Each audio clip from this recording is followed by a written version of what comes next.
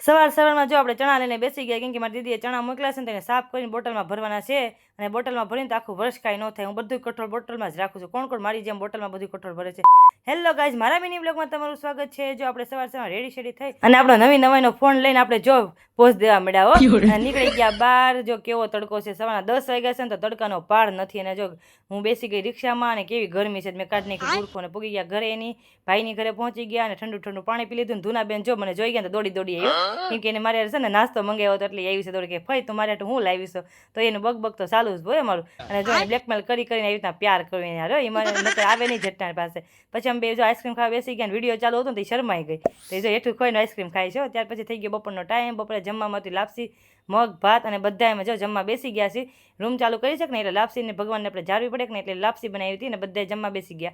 બપોર વચ્ચે જો મેડમ જોવે છે ફોન, ને હું જો એની યાર ઘડી ટાઈમ પાસ કરું છું. ને રોંઢે અમારે જવાનું શાક લેવા, શાક લઈને જોઈ મેડમ એને કેમ શાક ઉપાડ્યું એમ થાકી ગઈ છે ને બેસી ગઈ છે. અને આવી ગયા ઘરે આવીને રાતના સમયે મહેમાનને જમવાનું હતું તો જો હું મારા ભાભી બે રસોઈ કરવા મળ્યા ને ગરમીનો પાર નથી હો ભાઈ. અને જો મહેમાનને જે આવવાની વાર હતી ને તો એની વાટે હતા ને મારા પતિદેવ થઈ ગયા છે ભૂખ્યા. જો કેવી સ્ટાઇલો મારે વિડીયો છે નો સ્ટાઇલમાંથી ઊંચા. પછી બેસી ગયા જમવા, અને હું જેન સાથે જમવા બેસી ગઈ કે અમને ભૂખ એટલી લાગી હતી ને, બહુ મોડું થઈ ગયું હતું. 10 વાગી ગયા એટલે મને બહુ ભૂખ લાગી હતી. એટલે આજે મારા ભાભીને બધા બેઠા છે, એની પછી પંગતમાં બેસીને હું જો જમવા બેસી ગઈ છું જેન સાથે. પછી ભાભીએ પાઈ દીધું આપણે શરબત ઠંડુ, અને પછી અમે નીકળી ગયા ઘર તરફ. ને બહાર તો જો ટ્રાફિક બાપા 11 વાગ્યા હોય કે 12 વાગ્યા દિવસ હોય, ટ્રાફિકનો અમદાવાદમાં પાર જ ન હોય. મારા વિડીયો જોવા ગમતા હોય તો લાઈક, શેર, સબસ્ક્રાઈબ. ત્યાં સુધી હર હર મહાદેવ.